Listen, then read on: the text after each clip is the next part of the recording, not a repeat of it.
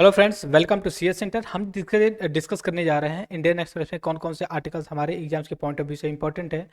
आज अगर मैं इस आर्टिकल के बारे में अगर बात करूं आपसे, जो भी आर्टिकल्स हैं या फिर एडिटोरियल है, देखिए दो तीन आर्टिकल हैं जो कि हम नॉर्मली हमें अपडेशन के लिए इंपॉर्टेंट है।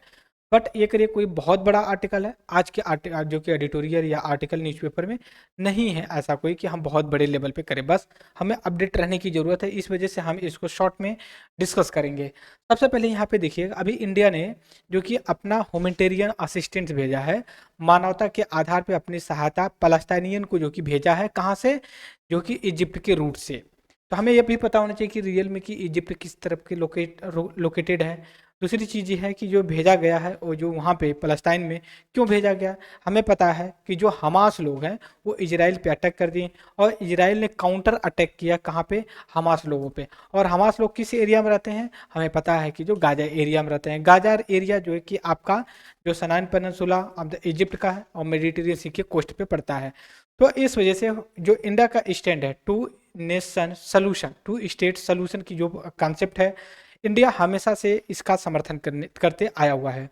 मतलब कि ये कहता है कि पलस्तीन भी एक देश है और इजराइल भी एक देश है, इनमें कोई भेदभाव नहीं होना चाहिए। और जिस तरह से और भी विश्व में देश हैं वैसे ही इजराइल को भी रिस्पेक्ट करना चाहिए पलस्तीन को। देखिए, इजराइल नहीं चाहता पलस्तीन जैसा कोई देश हो। पलस्तीन एक मुस्लिम मेजोरिटी में बोल सकते हो रिप्रेजेंट करता है, उसका गुडविल गल्फ कंट्री के साथ है। और पलस्तीन और इजराइल के रिलेशन सही ना होने की वजह से इजराइल का गल्फ कंट्री से भी रिलेशन सही नहीं होता है। इसको सुधारने के लिए I2 U2 जैसे जो कि अग्रीमेंट हुए हैं। फिर अब्राहम अकॉर्ड हुआ है जो यूनाइटेड स्टेट ऑफ अमेरिका और इंडिया के कोऑर्डिनेशन से। अब्राहम अकॉर्ड, I2U2, दो ये ऑर्गेनाइजेशन या फिर दो कॉन्फ्रेंस, दो अग्रीमेंट हैं गल्फ कंट्री और इजराइल और प्लस दो और इंडिया और यूनाइटेड स्टेट ऑफ अमेरिका के साथ। तो यहाँ पे हमारे लिए लोकेशन ये इंपॉर्टेंट हो जाता है कि जो कि इजराइल है, इजराइल का लोकेशन कहाँ पे है, फिर गाजा कहाँ पे है, फिर केवी कहाँ पे है, फिर उसके बाद वेस्ट जेरूसलम वेस्ट बैंक कहाँ पे, ये सारी चीज़ें हमने डिस्कस किया है। तो ये चीज़ें हमने देखिए गाजा को जो कि इजिप्ट के थ्रू भेजा। अब इसके बाद नेक्स्ट आर्टिकल पे अगर आएंगे यहाँ पे तो बात करेंगे। देखिए अभी क्या हुआ है कि वन नेशन वन पोल के लिए इलेक्शन कमीशन ने कहा कि ज़रूरत ये है कि हमें कुछ लेट टाइम के लिए for the electric vehicle machine of VVPT. देखिए कई काफ़ी दिनों से बात चलते आ रही है, हमें यहाँ पे लेकर के एक सेकेंड थोड़ा सा मैं इसको इरेज कर लेता हूँ। ठीक है, यहाँ पे काफ़ी दिन से बात चल रही है कि जैसे मान लीजिए सिमुल्टेनियस इलेक्शन,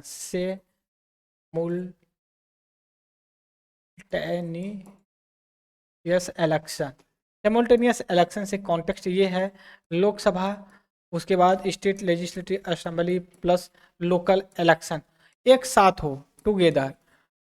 ठीक है, एक साथ इलेक्शन करवाया जाए उसी को लेकर के।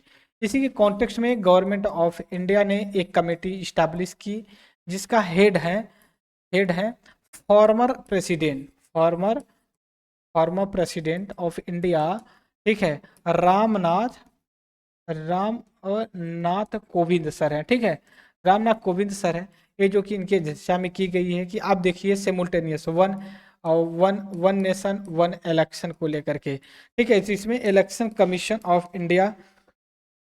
कमीशन ऑफ इंडिया ने यह सजेस्ट किया है कि अभी ईवीएम और वीवीटीएम की जो ज़रूरत है काफ़ी, क्यों मतलब कहने का मतलब यहाँ पे यह है कि बहुत से इंफ्रास्ट्रक्चर की ज़रूरत होगी जब हम वन नेशन वन इलेक्शन की तरफ अगर हम अग्रसर होते हैं तो इस चीज़ को लेकर के है।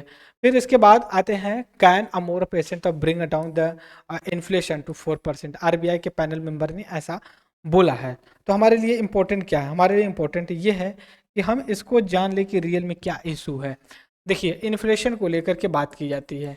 इन्फ्लेशन इन्फ्लेशन का मतलब होता है कि महंगाई बढ़ना। और एक वर्ड होता है डिफ्लेशन।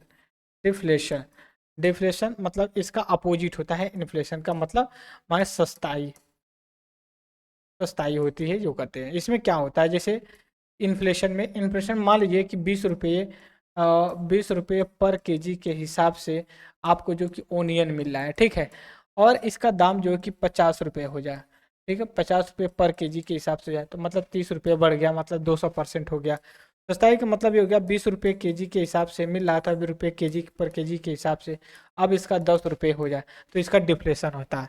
तो जो इन्फ्लेशन होता है, इन्फ्लेशन या डिफ्लेशन, इसका जो कंट्रोल करने का जो कंट्रोल कंट्रोल करने का जो कि एम और जिसका ड्यूटी है, इसमें सबसे बड़ी जो कि मेजर ड्यूटी है किसकी है, आरबीआई की, रिजर्व बैंक ऑफ इंडिया की।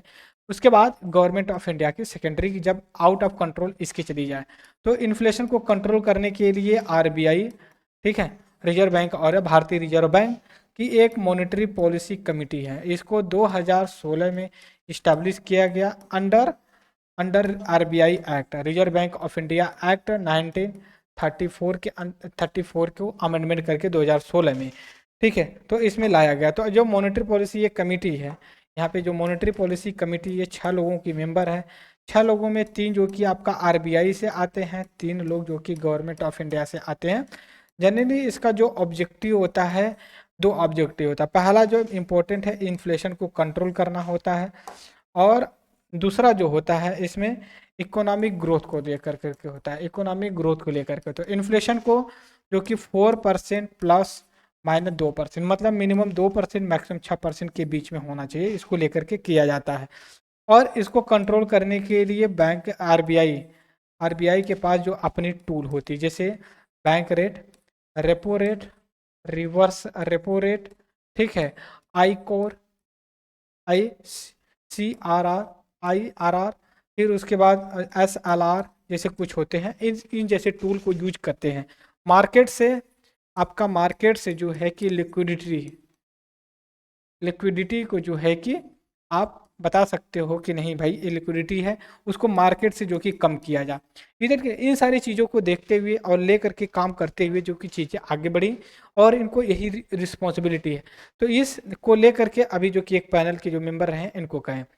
अभी देखिए कुछ दिन पहले, अभी फिर यहाँ पे देखिए क्या, India saw the diplomatic party due to Canada interference, ठीक है। अभी क्या है कि हम यहाँ पे फिर से डिस्कस कर रहे हैं आपके साथ फिर क्या क्या डिस्कस कर रहे हैं। जैसे अभी मान लीजिए जो G20 का था, G20 की मीटिंग थी कहाँ पे, न्यू दिल्ली में थी। और हुआ क्या कि उस समय वो लोग सभी लोग वर्ल्ड की टॉप 20 कंट्री के जो कि गेस्ट आए हुए थे, उसमें कनाडा के भी जो हेड थे वो भी आए थे, क्योंकि इंडिया जो कि इसका G20 का 2023 का प्रेसिडेंटशिप किया था, ठीक है। अब 2024 का जो है कि आपका नवंबर में दे दिया जाएगा ब्राज़ील के लिए, ठीक है, ब्राज़ील करेगा। तो इसको लेकर के बातें ये हुई, फिर जब जैसे ख़त्म हुआ, फिर उसके बाद कनाडा के जो प्रेसिडेंट है, प्राइम मिनिस्टर है, ये जब कनाडा में गया तो इन्होंने एक जो कि खालिस्तानी जो कि एक सेपरेटिस्ट थे, इनकी डेथ हो गई थी, किलो। और इन्होंने कहा, ट्रूडन ने कहा कि इसमें इसके मारे जाने में इंडिया का बहुत बड़ा हाथ है। और इसी के बाद इंडिया एंड कनाडा के बीच जो है कि टसल देखने को मिला, मतलब विवाद हो गया। विवाद ये हो गया कि यहाँ इस हद तक आ गया कि एक दूसरे को जो है कि लोग ब्लेम करने लगे। और यहाँ पे एक ऑर्गेनाइजेशन है I5, ठीक है, I5 करके एक ऑर्गेनाइजेशन है, उसमें कनाडा भी उसका मेंबर है, USA भी मेंबर है, फिर उसके बाद आपका जो कि ऑस्ट्रेलिया भी इसका मेंबर है, यूनाइटेड किंगडम भी इसका मेंबर है। तो इसको लेकर के बात हुई कि भाई इंडिया को जो कि सपोर्ट करना चाहिए, इस पर जो भी इन्वेस्टिगेशन है इस पर। तो इसको लेकर के इंडिया ने काफ़ी जो है कि डिस्प्यूट निकल करके आया। तो इसी के कॉन्टेक्स्ट में ये बात आ गई अब यहाँ तक कि लोग अपने डिप्लोमेट जो थे एक दूसरे के कंट्री में जो काम करते हैं, उनको लोग अपने जो कि अपने कंट्री में बुलाने लगे। ये था फ्रंट पेज का, ठीक है। अब इसके बाद हम चलेंगे आगे, देखेंगे जो हमारे लिए इम्पोर्टेंट होगा, क्योंकि उतनी इंपॉर्टेंट आर्टिकल नहीं है। तो इसको लेकर के अभी यहाँ पे एक पॉलिटिकल है, बट मैं डिस्कस कर दे रहा हूँ कि देखिए मतलब कितना लोभ होता है कि लोग कितना किसी चीज़ से अगर जुड़े होते हैं। तो इसमें भी देखिए कि मध्य प्रदेश में अभी देखने को मिला है ना कि वहाँ पे कुछ जो पार्टी हैं वहाँ पे अगर उनको टिकट उनके कार्यकर्ता को नहीं मिला टिकट, लोग प्रोटेस्ट करने लगे, धरना।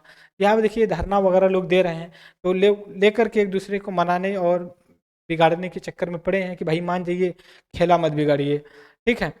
इस चीज़ को लेकर के। फिर उसके बाद देखिए उत्तर प्रदेश ने एक SIT, उत्तर प्रदेश सरकार ने एक स्पेशल इन्वेस्टिगेशन टीम का इस्टेब्लिशमेंट किया है कि जो मदरसा लोग हैं, मदरसा जो हैं यहाँ पे इंडिया में, उनकी जो फॉरेन फंडिंग होती है, ठीक है, उनकी, एक सेकंड मैं पेज ओपन कर लेता हूँ, ठीक है, जो मदरसा है इंडिया यूपी में, मदरसा, मदरसा जो मुस्लिम मुस्लिम जो इस्लाम को इस्लाम पढ़ाते हैं, रिलीजियस इस तरह के ऑर्गेनाइजेशन होती, इंस्टीट्यूशंस होते हैं, इंस्टीट्यूशन या फिर एजुकेशन स्कूल होते हैं, तो इनको जो फॉरेन फंडिंग होती है, फंडिंग, उसके लिए यूपी गवर्नमेंट ने एक SIT का इस्टेब्लिशमेंट किया है।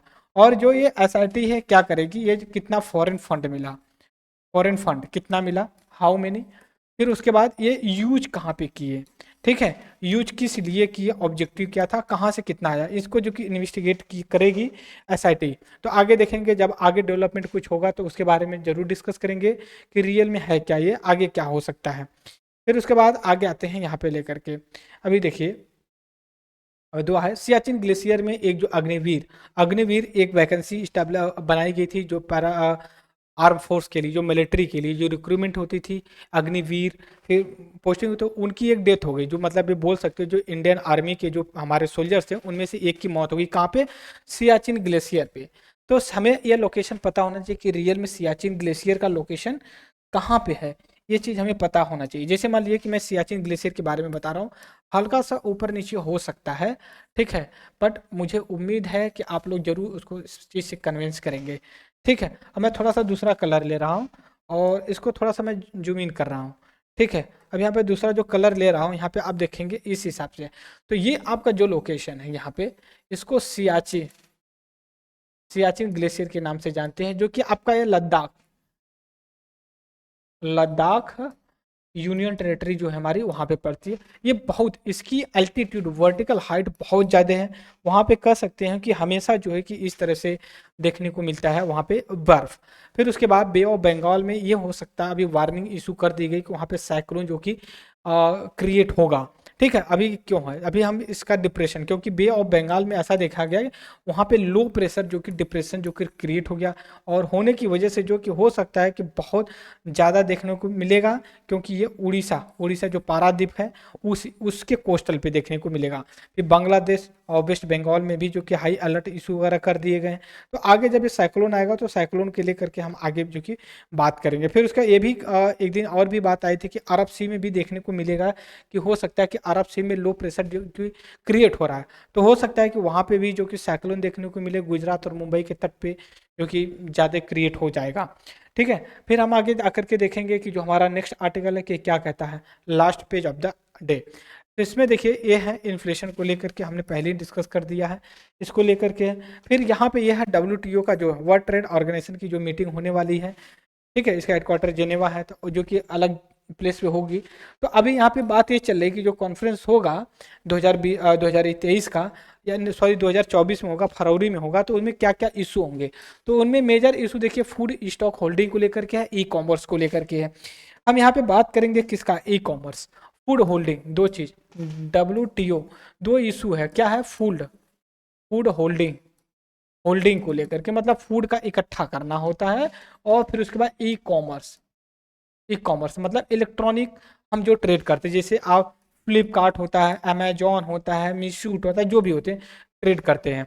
अगर आप 2020 साल या 30 साल पहले अगर देखें तो इस चीज़ का ट्रेंड रहा था, पिछले आपका 10 से मतलब अप्रॉक्सीमेटली 5 साल, मान लीजिए 5 से 7 साल के पहले देखेंगे तो धीरे धीरे ट्रेंड था, लेकिन अब जो कि एकदम अपने पीक पे आ गया।